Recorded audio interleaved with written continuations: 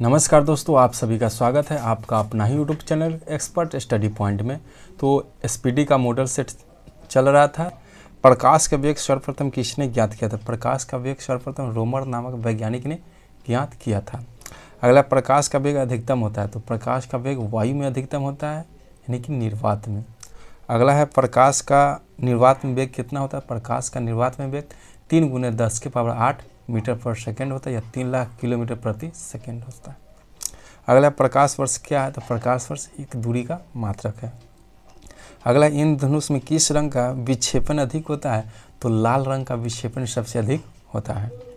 अगला, मानव आँख के रेटिना पर प्रतिबिंब कैसा बनता है? तो मानव आँख के रेटिना पर प्रतिबिंब वास्तविक, उल्टा और वस्तु से छोटा बनता है। अगला है, प्राथमिक रंग कौन सा है? तो प्राथमिक रंग लाल, हरा और नीला होता है। अगला है, प्रकाश का वर्णक्रम में किसका तरंगदैर्घ्य न्यूनतम होता है? तो प्रकाश का वर्णक्रम यानी प्रकाश का वर्णक्रम जब प्रिज्म से होकर गुजरता है तो 7 रंगों में विभक्त होता है। तो सबसे ऊपर वाले कलर बैगनी होता है, सबके नीचे वाला लाल होता है। तो बैगनी का तरंगदैर्घ्य सबसे कम होता है। अगला, प्रकाश के वर्णक्रम में किसका तरंगदैर्घ्य अधिकतम होता है? तो लाल रंग का तरंगदैर्घ्य अधिकतम होता है, क्योंकि उस कलर का झुकाव सबसे अधिक होता है और उसका वेग भी अधिक होता है। अगला, प्रकाश का रंग निश्चित किया जाता है तो प्रकाश का रंग उसके तरंगदैर्घ्य पर निश्चित किया जाता है। जिसका तरंगदैर्घ्य अधिक होगा उसका वेग अधिक होगा। अगला, स्वच्छ नेत्र के लिए स्पष्ट दृष्टि की न्यूनतम दूरी कितना होता है? कोई भी मानव आँख का स्वच्छ अगर है तो उस न्यूनतम दूरी जो होता है 25 सेंटीमीटर होता है, जबकि अधिकतम दूरी की बात करें देखने की क्षमता की तो वो अनंत होता है। अगला, वर्णधानता को किस लेंस से दूर किया जाता है? तो वर्णधानता को किसी भी लेंस की ज़रूरत नहीं है, यानी किसी भी लेंस से वो ठीक नहीं होता, क्योंकि वह आनुवंशिक रोग है। एक और रोग होता है आनुवंशिक हीमोफीलिया। अगला है, धूप के चश्मे का पावर कितना होता है? धूप के चश्मे जो पावर होता है 0 डायोप्टर का लगा रहता है। अगला है, विद्युत चुंबक तरंग एवं प्रकाश तरंग के वेग क्या होते हैं? तो दोनों का जो वेग बराबर होता है, क्योंकि जितने विद्युत चुंबकीय तरंग है सभी का वेग जो होता है प्रकाश के तरंग के बराबर होता है। और प्रकाश के तरंग का वेग जो होता है निर्वात में 3 × 10⁸ मीटर पर सेकेंड होता है। अगला, लेंस का नियम कौन से संरक्षण नियम का परिणाम है? तो ऊर्जा संरक्षण के नियम का परिणाम है। अगला, एक सूखे सेल में कौन सी ऊर्जा का प्रयोग किया जाता है? तो ये रासायनिक ऊर्जा का प्रयोग किया जाता है। सूखे सेल की बात करें तो बैटरी या बैटरा जो होता है वो उसमें रासायनिक ऊर्जा होता है, और वो बैटरा जो रासायनिक ऊर्जा को विद्युत ऊर्जा बदलता है। अगला है, समांतर ट्यूबलाइट में कौन सा? समांतर ट्यूबलाइट जो रहता है शीशे वाला, उसमें कौन गैस का प्रयोग किया जाता है? आर्गन और भाप पारा का प्रयोग किया जाता है। अगला है, डायनमो का कार्य क्या है? तो डायनमो जो होता है ना वो यांत्रिक ऊर्जा को विद्युत ऊर्जा में बदलता है, जबकि ये जो जनरेटर रहता है वो विद्युत ऊर्जा को यांत्रिक ऊर्जा में बदलता है। अगला है, घरों में पंखा एवं लैंप किस प्रकार के लगाए जाते हैं? तो घर में जो पंखा और लैंप जो लगते हैं ना वो समानांतर क्रम में लगते हैं, ना कि श्रेणी क्रम में। अगला, ट्रांसफार्मर की रेटिंग को किस यूनिट में व्यक्त करता है?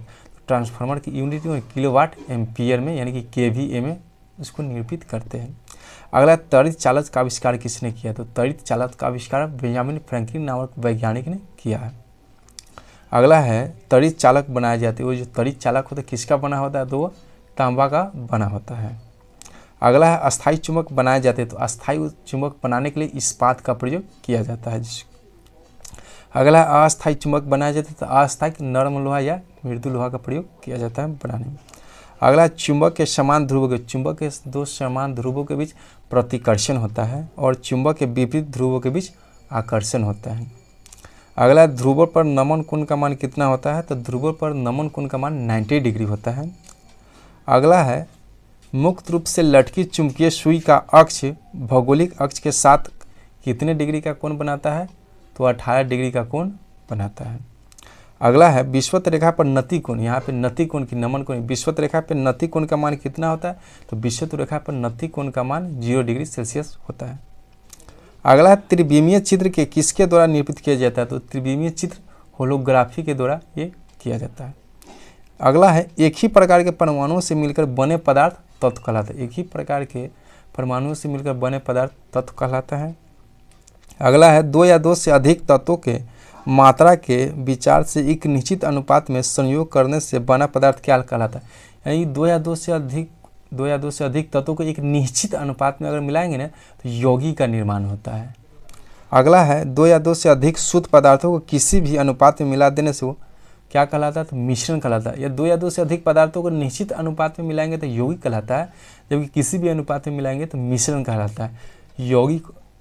यौगिक और मिश्रण को कैसे पहचानेंगे, तो जिसका फार्मूला होता है वो सभी यौगिक कहलाता है, जिसका फार्मूला नहीं होता है वो मिश्रण कहलाता है। जैसे देख लीजिए जल का फार्मूला H2O होता है तो ये यौगिक कहलाएगा, जबकि वायु का कोई फार्मूला नहीं होता तो ये मिश्रण कहलाएगा। आगे है, विश्व का प्रत्येक पदार्थ अत्यंत सूक्ष्म कणों से मिलकर बना होता है। यह सर्वप्रथम किसने किया है, तो कर्नाहट नामक वैज्ञानिक ने यह कहा था कि दुनिया का प्रत्येक पदार्थ अत्यंत सूक्ष्म कणों से मिलकर बना होता है। अगला, परमाणु के नाभिक का आकार होता है, तो परमाणु के नाभिक का आकार 10⁻⁻15 मीटर होता है। अगला है, न्यूट्रॉन तथा प्रोटॉन के संख्याओं के योगफल को क्या कहते हैं, तो न्यूट्रॉन तथा प्रोटॉन की संख्याओं के योगफल को द्रव्यमान संख्या कहते हैं या न्यूक्लियोटाइड कहते हैं। अगला, परमाणु भार का अंतर्राष्ट्रीय मानक क्या, किसी भी तत्व का परमाणु भार क्या रहता है, तो C12 से तुलना C12 से तुलना कर किया जाता है। अगला, रेडियोधर्मिक पदार्थ उत्सर्जित क्या करते हैं, तो जितना भी रेडियोधर्मिक तत्व है यानी पदार्थ है जो अल्फा बीटा और गामा उत्सर्जित करते हैं, तो रेडियोधर्मिक तत्व कौन कहलाते हैं, जिसका परमाणु संख्या यानी 82 मतलब सीसा से अधिक ऊपर होगा वो सभी रेडियोधर्मिक पदार्थ कहलाता है और सब अल्फा बीटा गामा किरणें उत्सर्जित करते हैं। अगला है मॉडल सेट 27, नाभिक से निकलने वाली विकिरणों में किसकी वेदन क्षमता अधिक होती है, तो नाभिक से जो अल्फा बीटा गामा निकलती है उसमें गामा किरणें की वेदन क्षमता सबसे अधिक होती है। अगला, लोहे पर जंग लगना किसका उदाहरण है, तो लोहे पर जंग लगना ये ऑक्सीकरण का उदाहरण है, क्योंकि यहाँ पे Fe के साथ जो जल रहता है, जल से साथ जब ये संयोग करे यानी ऑक्सीजन का जुटना ऑक्सीकरण कहलाता है, तो क्या हो जाएगा, लोहे पर जंग लगना एक ऑक्सीकरण अभिक्रिया है और लोहे पर जंग लगने से लोहे का वजन बढ़ जाता है जबकि उसके जीवन काल घट जाता है। अगला है, नीले लिटमस पत्र को लाल कौन करता है, तो इससे पहले वाले सेट में पढ़े थे, अम्ल जो है ना नीले लिटमस पत्र को लाल कर देता है। अगला है, लाल लिटमस पत्र को नीला कौन करता है, तो क्षार जो है लाल लिटमस पत्र को नीला कर देता है। अगला है, जल में घुलनशील भस्म को हम क्षार कहते हैं।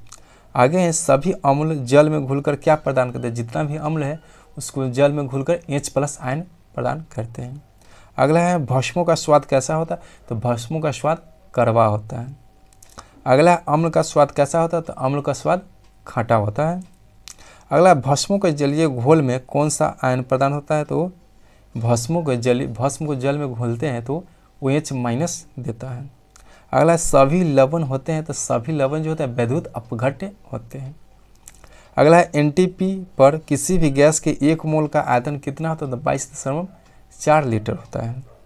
अगला, भारी जल जिसको D2O कहते हैं, ड्यूटियम, उसका भार कितना होता है, तो 20 होता है। भारी जल का भार 20 होता है, जबकि जो नॉर्मल जल जो होता है पानी उसका भार 18 होता है।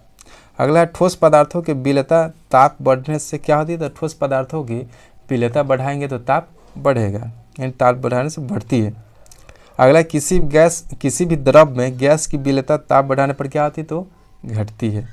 अगला है, कोलाइडी रसायन का जनक किसे कहा जाता है, तो कोलाइडी रसायन का जनक ग्राहम को कहते हैं। अगला है, निलंबन में परिक्षेपित कणों का आकार कितना, निलंबन में परिक्षेपित कणों का आकार 10⁻⁵ मीटर होता है, सेंटीमीटर में होता है, 10⁻⁵ सेंटीमीटर होता है। अगला, कोलाइडी में परिक्षेपित कणों का आकार कितना होता है, तो कोलाइडी में परिक्षेपित कणों का आकार 10⁻⁵ से 10⁻⁷ सेंटीमीटर होता है। अगला है, उत्प्रेरक की खोज किसने किया, तो उत्प्रेरक की खोज बेंजामिन फ्रैंकलिन वैज्ञानिक ने किया था, यानी कि उत्प्रेरक की खोज बर्जीलियस नामक वैज्ञानिक ने किया था। बेंजामिन फ्रैंकलिन वो तली चावल का किया हुआ था तो वही याद आ गया था। तो पूछेगा आपसे उत्प्रेरक की खोज किसने किया, तो बर्जीलियस नामक वैज्ञानिक ने किया था। अगला, आवर्त सारणी के उदग्र यानी खड़ी लाइन को क्या कहते हैं, तो उसको हम वर्ग कहते हैं, वर्गों की संख्या 18 होता है। अगला, आवर्त सारणी में क्षैतिज स्तंभों को क्या कहते हैं, जो हॉरिजॉन्टल लाइन होता है परी लाइन उसको हम आवर्त कहते हैं। सेट 28 है, आवर्त सारणी में वर्गों की कुल संख्या कितने था, आवर्त सारणी में वर्गों की कुल संख्या 18 होता है। अगला है, आवर्त सारणी में आवर्तों की संख्या पूछी तो आवर्तों की संख्या 7 होता है। अगला, खनिज एवं अयस्कों से धातु प्राप्त करने की विधि को क्या कहते हैं, तो धातु कर्म कहते हैं। अगला है, रणनीति धातु किसे कहते हैं, तो टाइटेनियम नामक तत्व को रणनीति धातु कहते हैं। अगला है अयस्क में उपस्थित अशुद्धि को क्या कहते हैं? अयस्क में उपस्थित अशुद्धि को हम गैंग कहते हैं। अगला है अयस्क से गैंग को हटाने के लिए मिलाया जाने वाला पदार्थ क्या कहलाता है? तो फ्लक्स कहलाता है। अयस्क में से अशुद्धि को हटाने के लिए मिलाया जाने वाला पदार्थ फ्लक्स कहलाता है। अगला गैंग एवं फ्लक्स के मिलने से बना पदार्थ क्या कहलाता है? तो धातुमल। गैंग एवं फ्लक्स के मिलने से बना पदार्थ धातुमल कहलाता है। अगला हॉर्न सिल्वर अयस्क है। तो हॉर्न सिल्वर चांदी का अयस्क है जिसका फॉर्मूला AgNO3 होता है, जिसको हम क्या कहते हैं? सिलिकॉन नाइट्रेट भी कहते हैं। अगला हेवी एस्पायर अयस्क है, तो बेरियम का वो अयस्क होता है। अगला कौन सी धातु नाइट्रोजन में जलती है? तो मैग्नीशियम धातु जो होता है नाइट्रोजन में जलती है। अगला लोहे में जंग लगने से बना पदार्थ क्या कहलाता है?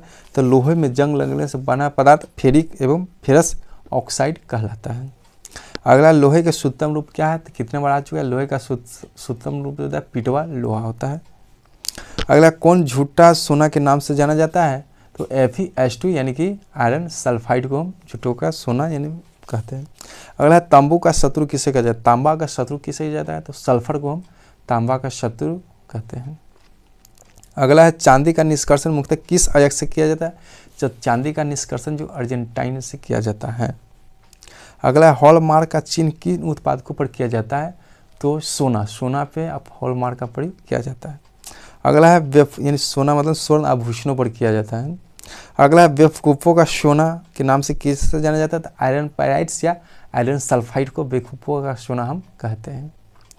अगला शुद्ध सोना होता है, तो शुद्ध सोना जो होता है 24 कैरेट का होता है। अगला 24 कैरेट के 18 कैरेट के मिश्रित सोने में शुद्ध सोने का प्रतिशत कितना होता है? तो 75% होता है। जो हम लोग जो गहना बनाते पहनने के लिए वो 18 कैरेट का सोना रहता है वो। अगला है संचायित बैटरियों में कौन सा धातु का प्रयोग किया जाता है? तो संचायित बैटरियों में आपको सीसा धातु का प्रयोग किया जाता है। अगला है भारत में प्रचुर मात्रा में नाभिकीय ईंधन कौन सा है? तो थोरियम है। अगला है किस गैस को प्राणवायु कहते हैं? तो ऑक्सीजन गैस को हम प्राणवायु गैस कहते हैं।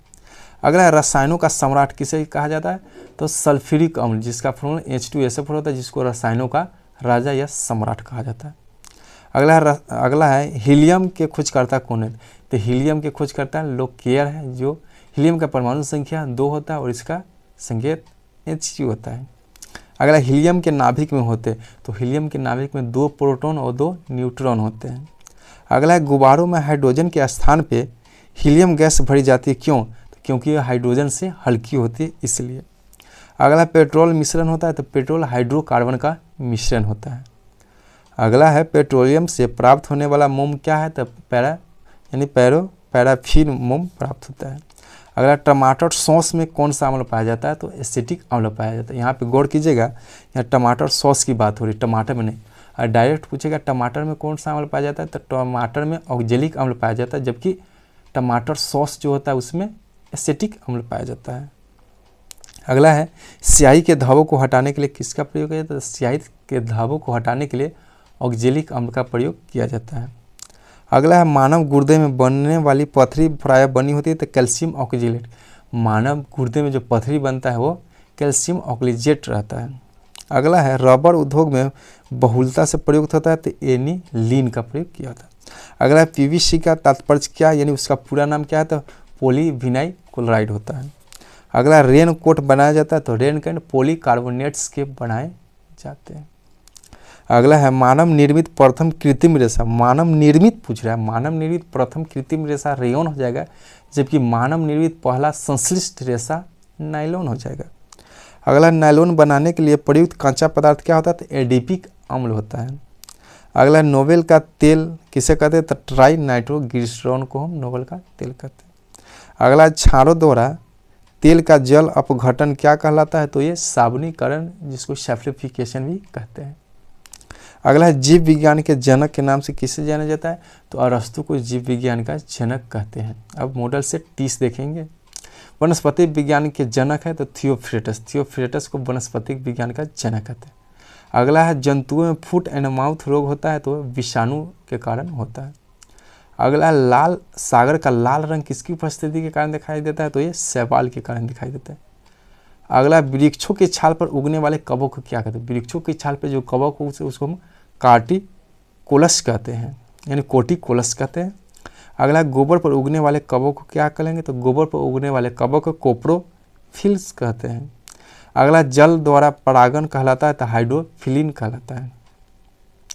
अगला है कॉफी पाउडर के साथ मिलाया जाने वाला चिकोरी चूर्ण प्राप्त होता है तो जड़ों से प्राप्त होता है।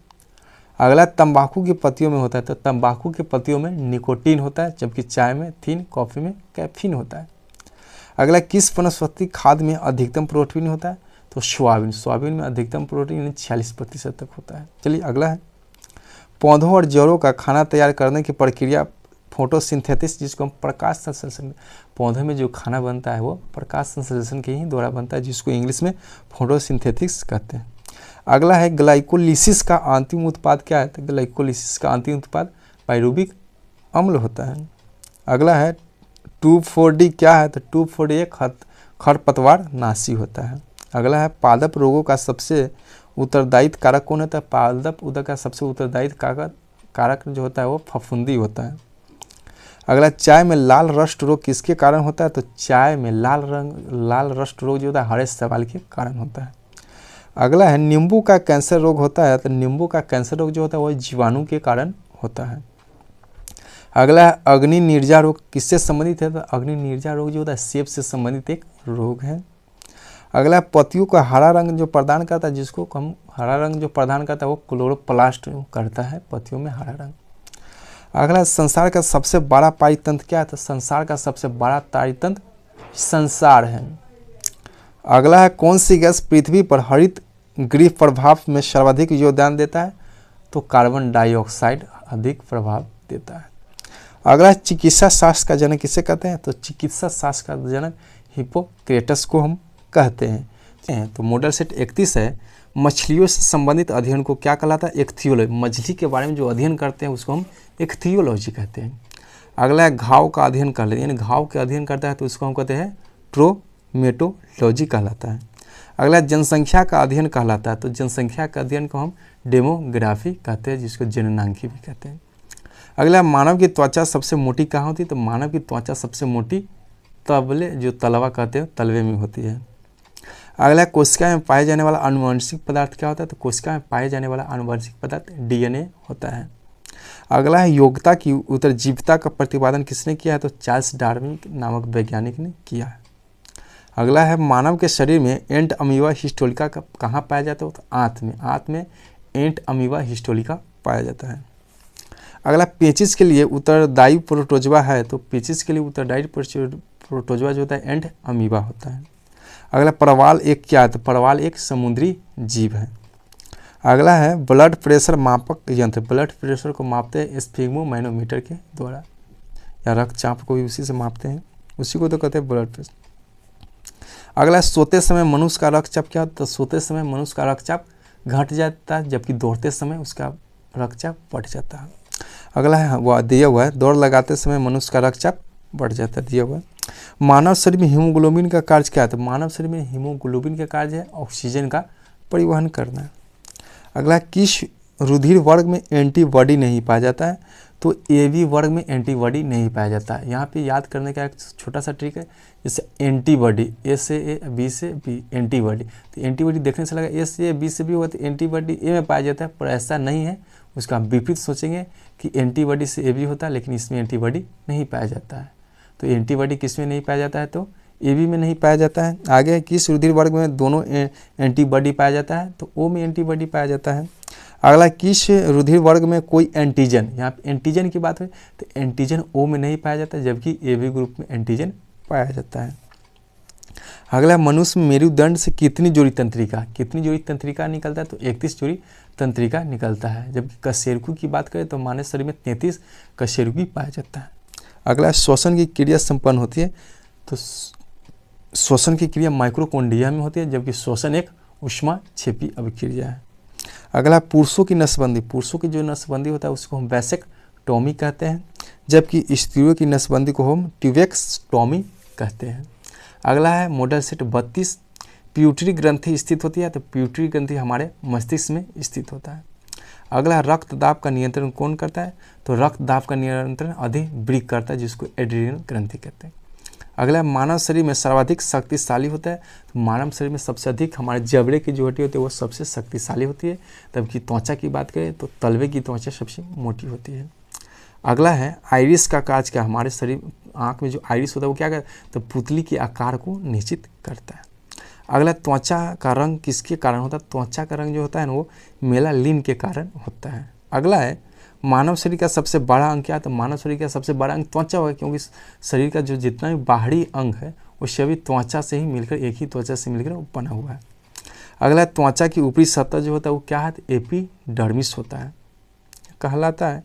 कहता है किस विटामिन की कमी के कारण हृदयाघात होता है? तो विटामिन B1 के कारण। विटामिन B1 को हम उससे बेरी नामक रोग भी होता है, जिसका रासायनिक नाम थायमिन भी होता है। अगला है विद्युत धारा किससे मापी जाती है? तो विद्युत धारा एमीटर से मापी जाती है।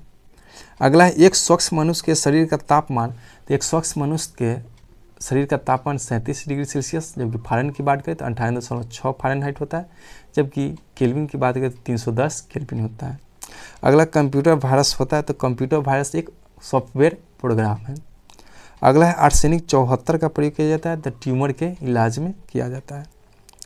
अगला है रेफ्रिजरेटर में थर्मोस्टेट का कार्य क्या है? तो रेफ्रिजरेटर में थर्मोस्टेट का काम एक समान तापमान को बनाए रखना है। अगला है हाइड्रोकार्बन विजन 2025 किससे संबंधित है? तो हाइड्रोकार्बन विजन 2025 ग्रीन हाउस प्रभाव से संबंधित है। अगला है डॉप्सन इकाई का प्रयोग किस लिए किया जाता है? तो डॉप्सन इकाई का प्रयोग ओजोन परत की मोटाई को मापने के लिए हम डॉप्सन प्रभाव करते हैं, और डॉप्सन नामक वैज्ञानिक ने ये खोज किया था, उसी के नाम पे ये नाम पड़ गया है उसके मापक। अगला है जल के बहाव को किस में मापा जाता है? तो जल के बहाव को क्यूसेक में हम मापते हैं। अगला है सबसे कठोर धातु कौन सा है? तो सबसे कठोर धातु प्लेटिनम होता है, जबकि अगर पूछता है सबसे कठोरतम तत्व कौन है तो हीरा होता है। अगला फोटोग्राफी की तकनीकी का प्रयोग किस लिए किया जाता है? तो एक मिश्रित पदार्थों को अलग करने के लिए फोटोक्रोमेटिक का प्रयोग किया जाता है, यानी क्रोमेटोग्राफी का। अगला सबसे भारी तत्व कौन सा है? इसमें पूछना चाहिए यह है सबसे भारी तत्व, यानी उसमें आपको हमारे हिसाब से धातु रहना चाहिए। सबसे भारी धातु कौन सा है? तो ओस्मियम सबसे बड़ी धातु होती है, सबसे भारी धातु ओस्मियम होती है। अगला है मोतियों के मुख्य अवयव क्या? मोती जो है उसके अवयव क्या होता है? एराजोनाइट एवं कांचिलियोलिन होता है। अब मॉडल सेट 33 देखेंगे। उष्मा का बहुत ही अच्छा चालक होता है। द पारा जो होता है उष्मा का सबसे अच्छा चालक होता है। अगला है स्टेनलेस स्टील बनाने के लिए लोहे में क्या मिलाया जाता है? यानी कह सकते हैं स्टेनलेस स्टील लोहा, क्रोमियम और निकेल का मिश्रण होता है। अगला उष्मा का न्यूनतम संचालक होता है। तो उष्मा का न्यूनतम संचालक किस धातु में होता है? तो ये सीसा नामक धातु में होता है। अगला सामान्य ताप पर ठोस अवस्था में क्या पाया जाता है? सामान्य ताप पर एक अधातु है जो ठोस अवस्था में पाया जाता है, उसका नाम है आयोडीन। अगला है वायुयानों के टायरों में भरने के लिए प्रयोग किया जाने वाली। तो वायुयानों के टायरों में हीलियम गैस का प्रयोग किया जाता है, जो कि हल्का होता है इसीलिए। अगला है सूर्य में न्यूक्लियर ईंधन का कार्य क्या है? तो हाइड्रोजन। सूर्य में जो न्यूक्लियर ईंधन जो होता है वो हाइड्रोजन होता है।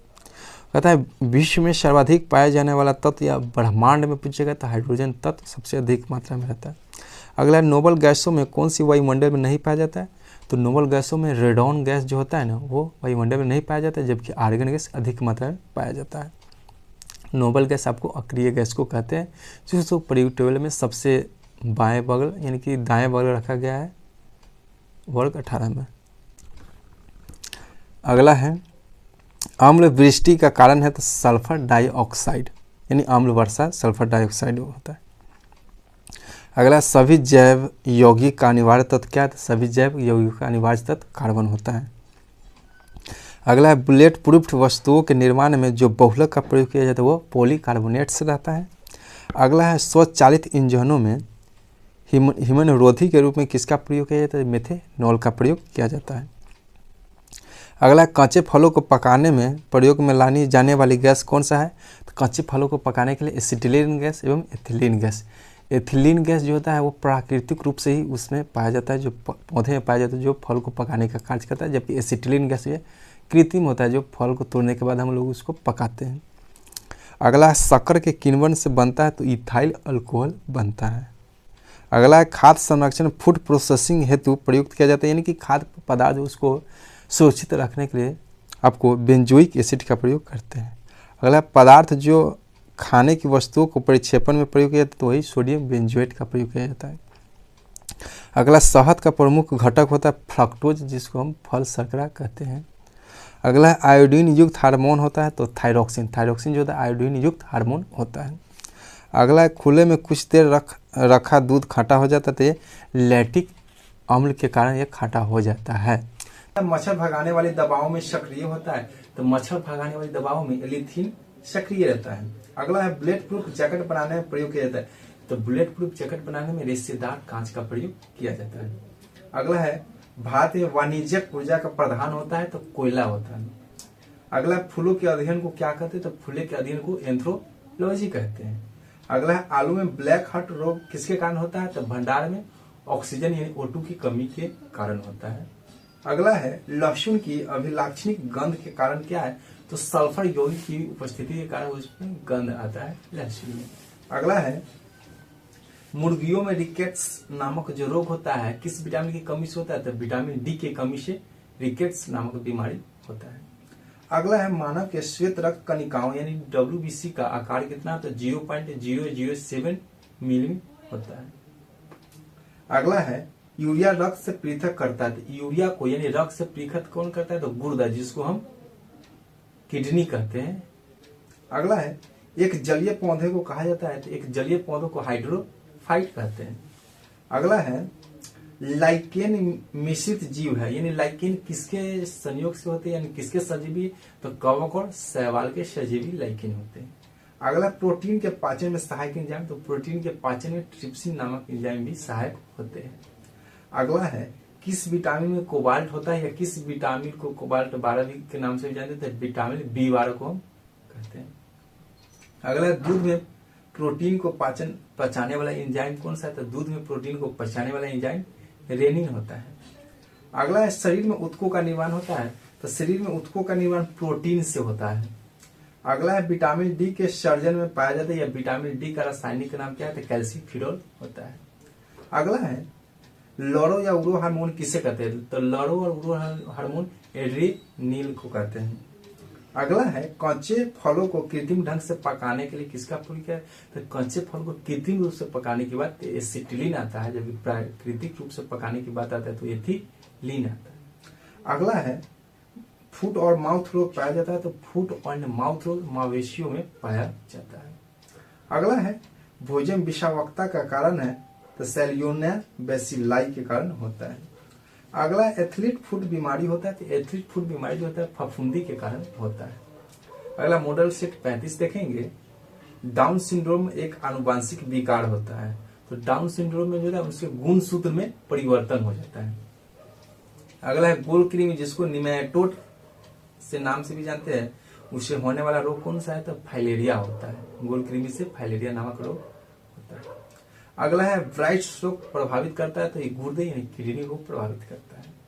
अगला है पेयजल को शुद्ध करने वाले दो रासायनिक पदार्थ, तो पेयजल को शुद्ध करने वाले दो रासायनिक, एक ब्लीचिंग पाउडर होता है, वो होता है आपको KMnO4 कहते हैं, पोटेशियम पर मैग्नेट। अगला है हवा से हल्की गैस का नाम बताया तो हवा से हल्की गैस हाइड्रोजन होता है।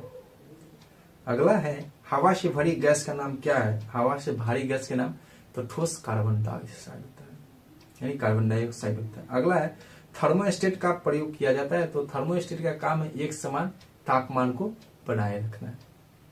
अगला द्रव स्वर्ण के रूप में जाना जाता है तो पेट्रोल को पेट्रोलियम पदार्थ को द्रव सोना के रूप में जानते हैं। अगला है सफेद स्वर्ण कहलाता है प्लेटिनम, प्लेटिनम को स्वर्ण की सफेद स्वर्ण कहते हैं। अगला है मछलियों के हृदय में कितने प्रकोष्ठ होता है तो मछलियों के हृदय में 2 प्रकोष्ठ यानी 2 चेम्बर होते हैं। अगला है गोताखोर किन गैसों के मिश्रण का प्रयोग करता है तो गोताखोर ऑक्सीजन और एसिटिलीन यानी ऑक्सीजन तथा हीलियम गैस का प्रयोग वो करते हैं। अगला है मात्रकों की अंतर्राष्ट्रीय पद्धति कब से लागू हुआ तो 1971 से मात्रकों की अंतर्राष्ट्रीय पद्धति लागू हुआ। अगला है पोर्टलैंड सीमेंट किसका मिश्रण होता है, चूना, सिलिका और एल्युमिनियम का मिश्रण होता है। अगला कार्य का मात्रक क्या है, तो कार्य का SI मात्रक जूल होता है। अगला है एक अश्व शक्ति बराबर होता है, तो एक अश्व शक्ति बराबर 746 वाट होता है। अगला है एक माइक्रोन बराबर होता है, तो एक माइक्रोन बराबर 0.001 मिलीमीटर होता है। अगला है एक पिकोग्राम कितने ग्राम के बराबर होता है, 10 के पावर -12 ग्राम के बराबर होते हैं। अगला है भारत में मीट्रिक प्रणाली कब से प्रारंभ हुआ है, तो 1 अप्रैल 1957 से भारत में मीट्रिक प्रणाली लागू हुआ है। अगला है गैसों को दाब मापा जाता है, तो गैसों के दाबों को मैनोमीटर के द्वारा मापा जाता है। ये जो हम बोल रहे हैं आपको साइड स्क्रीन पे भी दिखाई दे रहा होगा। अगला है टैकोमीटर नापक यंत्र से प्रयोग किया जाता है। वायुयान और मोटर की गति को मापने के लिए टैकोमीटर का प्रयोग हम करते हैं। अगला पौधों में वृद्धि, पौधे में जो वृद्धि होता है उसको मापने के लिए किस स्केल का प्रयोग करते हैं, तो क्रेस्कोस्कोप का प्रयोग हम करते हैं। अगला है क्रेस्कोस्कोप का यानी क्रेस्कोग्राफ का आविष्कार किसने किया है, तो जगदीश चंद्र बोस ने, जिसको जेसी बोस के नाम से जानते हैं, उसने क्रेस्कोग्राफ का खोज किया है। अगला है रडार का पूर्ण नाम क्या होता है, रडार का पूर्ण नाम रेडियो डिटेक्शन एंड रेंजिंग होता है। अगला है पदार्थों की अम्लता और क्षारता का आकलन करने के लिए कौन पदार्थ अम्ल है या कौन क्षार है उसकी पता करने के लिए पीएच स्केल यानी पीएच साकेत का प्रयोग करते हैं, पैमाना का। अगला है समुद्र में समान लवणता की रेखाओं को क्या कहते हैं, तो समुद्र में समान रेखाओं की लवणता को आइसो लाइन कहते हैं। अगला है वाटर जेट तकनीक का प्रयोग किया जाता है, तो वाटर जेट तकनीक का प्रयोग अग्निशामक में करते हैं। अगला है सोरोलॉजी के अंतर्गत अध्ययन किया जाता है, तो सोरोलॉजी के अंतर्गत समय का अध्ययन किया जाता है। अगला घर्षण एवं स्नेह का अध्ययन, तो ट्राइबोलॉजी में घर्षण एवं स्नेहों को अध्ययन किया जाता है। अगला है गति के नियमों का प्रतिपादन किसने किया, तो गति के 3 नियम है, तीनों नियम का प्रतिपादन आपको न्यूटन साहब ने किया है। अगला पार्सेक इकाई, तो पार्सेक दूरी का एक बड़ा मात्रक होता है। अगला 1 जूल कितने अर्ग के बराबर होता है, तो 1 जूल बराबर 10 के पावर 7 अर्ग होता है। अगला है बैरल नहीं होगा, 1 डेसिबल, 1 बेल कह सकते हैं, 1 बेल किसके बराबर होता है, 10 डेसिबल के बराबर होते हैं। अगला सापेक्षिक आर्द्रता मापी जाती है, तो हाइग्रोमीटर से सापेक्षिक आर्द्रता मापा जाता है। अगला न्यूटन के प्रथम नियम को किस नियम के नाम से जानते हैं, न्यूटन के प्रथम नियम को जरथ के नियम या गैलीलियो के नियम के नाम से हम जानते हैं। अगला पृथ्वी के केंद्र पर जी का मान, तो पृथ्वी के केंद्र पर जी का मान 0 होता है। अगला है जब कोई वस्तु ऊपर से गिराई जाती है तो उसका भार क्या होता है, जब किसी वस्तु को ऊपर से गिराते हैं उसका भार परिवर्तनशील होता है, जबकि द्रव्यमान में कोई परिवर्तन नहीं होता है। अगला है हवा में लोहे और लकड़ी के समान भार की गेंद को समान ऊंचाई से गिराते तो क्या होता है, तो जो भारी होगा यानी कि लोहे की जो गेंद होगी वो भारी होगा, वो पहले गिरेगी, जो हल्का होगा वो बाद में गिरेगा। अगला है निर्वात में लोहे और लकड़ी को समान भार की गेंद के समान गिराया जाता है तो क्या होता है, तो निर्वात की बात करें तो दोनों एक समान वेग से नीचे गिरता है और एक साथ ही गिरेगा। अगला है भारहीनता होती है, तो भारहीनता कब होती है, जब कोई वस्तु पर गुरुत्वाकर्षण मान 0 स्थिति में होता है तब वो भारहीनता कहलाता है। अगला है वर्षा की बूंद की गोलाकार आकृति का कारण है, तो वर्षा की जो बूंद गोलाकार आकृति पृष्ठ तनाव यानी सरफेस टेंशन के कारण होता है। मॉडल सेट 37 का द्रव बूंदों की संकुचित होकर न्यूनतम क्षेत्र घेरने की प्रवृत्ति को क्या कहते हैं, तो कोई भी द्रव सिकुड़ कर एकदम छोटा सा आकार ले लेता है उसको हम पृष्ठ तनाव कहते हैं। अगला साबुन के बुलबुले का अंदर का दाब क्या होता है, तो साबुन के बुलबुला जो निकलता है उसका दाब जो होता है वायुमंडलीय दाब से अधिक होता है। अगला है जब किसी झील की तली से उठकर वायु बुलबुले ऊपरी सतह तक आता है तो उसका आकार पे क्या होता है, तो उसका आकार बड़ा हो जाता है यानी बढ़ जाता है। अगला है बादलों के वायुमंडल में तैरने के कारण क्या है, तो कम घनत्व के कारण वायुमंडल में बादल तैरते हैं। अगला समुद्र में प्लावन करते हुए आइसबर्ग का कितना भाग समुद्र की सतह पे रहता है, तो 1/10 भाग समुद्र की सतह पे रहता है, जबकि 1/9 भाग समुद्र की गहराई में रहता है अंदर। अगला है समुद्र में नदी की अपेक्षा तैरना आसान होता है क्योंकि समुद्र में नदी की अपेक्षा उसका घनत्व अधिक होता है इसलिए तैरना आसान होता है। अगला जब कोई जहाज नदी से सागर में जाता है तो क्या होता है, तो जब कोई जहाज नदी से सागर में जब भी जाएगा तो उसकी ऊंचाई में थोड़ा ऊपर वृद्धि होता है क्योंकि सागर की घनत्व अधिक होता है, इसके कारण उसकी ऊंचाई थोड़ा ऊपर उठ जाता है। अगला कांच में प्रकाश की चाल क्या होता है, तो प्रकाश में कांच की चाल 2.0 गुने 10⁸ मीटर पर सेकेंड होता है। अगला त्रिआयाम में लेसर किरण यानी बीम की सहायता से चित्र बनाने की विधि को क्या कहते हैं, तो होलोग्राफी विधि कहते हैं। अगला है किस तारे का रंग सूचक होता है, यानी किसी तारे का रंग का सूचक होता है उसके ताप का होता है। अगला किस बिंदु पर फ़ारेनहाइट तापक्रम सेंटीग्रेड तापमान का 2 गुना होता है, तो 160 डिग्री सेल्सियस 160 फ़ारेनहाइट पर होता है। अगला अस्त होते समय सूर्य लाल दिखाई देता है, अस्त होते समय सूर्य लाल दिखाई देता है, वो प्रकाश के प्रकीर्णन के कारण दिखाई देता है। अगला आकाश नीला दिखाई देता है, तो आकाश जो है नीला दिखाई देता है प्रकाश के प्रकीर्णन के कारण ये नीला दिखाई देते हैं। अगला है कार में साइड मिरर के रूप में किस दर्पण का प्रयोग करते हैं, तो कार में साइड मिरर के रूप में उत्तल दर्पण का प्रयोग हम करते हैं। अगला मृग तीक्ष्णा का उदाहरण है, तो ये पूर्ण आंतरिक परावर्तन के कारण मृग तीक्ष्णा होता है। अगला धूप के चश्मों में पावर होता है, तो धूप के चश्मे में 0 डायोप्टर होता है। अगला है थर्मोस्टेट का प्रयोजक क्या है, तो थर्मोस्टेट जो है ना एक समान तापमान को बनाए रखता है, यानी कि तापमान को स्थिर रखता है। अगला है रेफ्रिजरेटर में खाद्य पदार्थ यानी ताजा रखने हेतु, यानी रेफ्रिजरेटर जो फ्रिज कहते हैं उसमें जो भी खाद्य पदार्थ रहते हैं उसको जैसा हम रखे वैसे ही रखने के लिए 4 डिग्री सेल्सियस पे उसको तापमान को बनाए रखता है। अगला है मॉडल सेट 38। तेज हवा वाली रात में ओस नहीं बनता है, क्यों नहीं बनता है, क्योंकि वाष्पीकरण की दर उस रात में अधिक होता है। अगला है जब 2 लोग आपस में साधारण बातचीत करते हैं तो लगभग कितने डेसिबल उत्पन्न करते हैं, तो 30 से 40 डेसिबल उत्पन्न करते हैं। वही जब 2 लोग जोर से बातचीत करते हैं तो लगभग कितने डेसिबल उत्पन्न करते हैं, तो 50 से 60 डेसिबल उत्पन्न करते हैं। अगला क्रिस्टल की संरचना जानने के लिए प्रयोग में लाया जाता है, तो 20 प्रकाश का प्रयोग करते हैं क्रिस्टल की संरचना को जानने के लिए। अगला टेलीविजन के दूरस्थ नियंत्रण में किस प्रकार का प्रकाश का प्रयोग किया जाता है, अवरक्त तरंग का प्रयोग करते हैं। अगला घड़ी में स्फटिक क्रिस्टल का कार्य किस प्रकार आधारित है, तो दाब विद्युत प्रभाव पे आधारित होता है। अगला है एक सूखी सेल में कौन सी ऊर्जा होता है, यानी सूखी सेल मतलब जो बैटरी होता है उसमें रासायनिक ऊर्जा होता है और ये रासायनिक ऊर्जा को बैटरी विद्युत ऊर्जा में बदलता है। अगला है एक कार बैटरी में प्रयुक्त विद्युत अपघट होता है, तो कार बैटरी में विद्युत अपघट के रूप में सल्फ्यूरिक अम्ल यानी जिसका फॉर्मूला H2SO4 होता है उसका प्रयोग हम करते हैं। अगला टंगस्टन की खोज किसने किया, तो टंगस्टन की खोज विल्हेम सीले और टर्बर्ट वर्गमैन ने 1781 में किया था।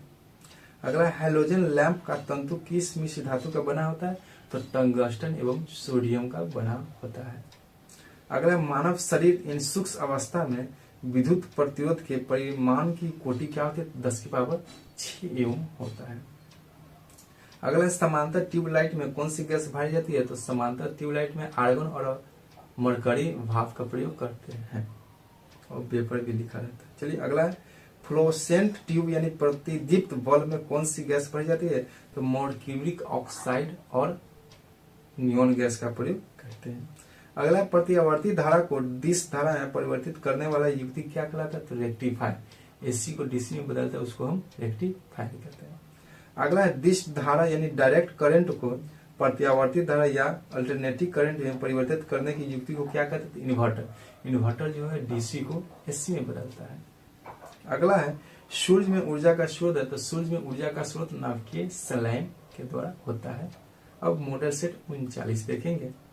परमाणु रिएक्टर क्या है, तो परमाणु रिएक्टर एक आणविक भट्टी होता है। अगला है पायरोमीटर का प्रयोग करते हैं, तो पायरोमीटर का प्रयोग अत्यधिक उच्च तापमान को मापने के लिए पायरोमीटर का प्रयोग करते हैं। अगला आर्सेनिक 74 रेडियो एक्टिव का प्रयोग कहाँ जाता है, तो ट्यूमर के इलाज में हम करते हैं आर्सेनिक 74 का प्रयोग। अगला आंतों के रोगों के निदान में किस किरण का प्रयोग करते हैं, तो एक्स किरण का प्रयोग करते हैं। अगला है भारत में प्रचुर मात्रा में उपलब्ध महत्वपूर्ण नाभिकीय ईंधन कौन सा है, तो थोरियम होता है। अगला है थोरियम का मुख्य स्रोत क्या है, तो मोनाजाइट है। अगला पृथ्वी की आयु का मापन किस विधि से करता है, तो पृथ्वी के मापन उसकी आयु के मापन यूरेनियम डेटिंग विधि से करते हैं। अगला जीवाश्म या मृत पेड़ पौधे की आयु का निर्धारण किसका उपयोग करते हैं, तो समस्थानिक C14 का प्रयोग करते हैं। अगला है C14 समस्थानिक की खोज किसने किया था? एफ कल्विन नामक वैज्ञानिक ने C14 का आविष्कार किया था। केल्विन। अगला कोबाल्ट 60 कौन सी किरणें उत्सर्जित करता है? तो कोबाल्ट 60 जो है ना गामा किरणें उत्सर्जित करते हैं। अगला रेडियो धार्मिक पदार्थ क्या उत्सर्जित करता है? तो रेडियो धार्मिक पदार्थ अल्फा बीटा और गामा उत्सर्जित करते हैं। रेडियो धार्मिक पदार्थ जिसका परमाणु क्रमांक 82 से अधिक हो और सभी रेडियो धार्मिक पदार्थ का लेता है। अगला है अतिचालक का लक्षण क्या है? तो अतिचालक जो है अनंत पारगम्य होता है। अगला बुलेट प्रूफ वस्तुओं के निर्माण में कौन सा बहुलक का प्रयोग किया जाता है? पॉलीकार्बोनेट का प्रयोग किया जाता है बुलेट प्रूफ जैकेट बनाने में। अगला ऑप्टिकल फाइबर किस सिद्धांत पर कार्य करता है? तो ऑप्टिकल फाइबर जो है पूर्ण आंतरिक परावर्तन के सिद्धांत पे कार्य करते हैं। अगला गैस इंजन की खोज किसने किया? तो गैस इंजन की खोज डैम्पलर नामक वैज्ञानिक ने किया है। डैम्पलर। अगला लेसर का पूर्ण रूप होता है? तो लेसर का पूर्ण रूप होता है light amplification by stimulated emission of radiation होता है। अगला रडार का आविष्कार किसने किया? तो रडार के आविष्कार रॉबर्ट वाटसन ने किया है। अगला प्रश्न है परमाणविक नाभिक की खोज किसने किया है? तो रदरफोर्ड नामक वैज्ञानिक ने किया है। अगला है न्यूट्रॉनों की खोज किसने किया था? न्यूट्रॉनों की खोज पॉलिन नामक वैज्ञानिक ने 1930 में किया है। फिर से अगला इसका पार्ट लाते रहेंगे। अगर हमारे चैनल पर पहली बार जुड़े हैं तो चैनल को सब्सक्राइब कर दीजिएगा ताकि जब भी इस तरह का वीडियो डालेंगे तो सबसे पहले आप तक पहुंचेगा। वीडियो को लाइक शेयर कमेंट करना ना भूलें। फिर मिलते हैं अगले पार्ट में, तब तक के लिए ओके बाय, टेक केयर।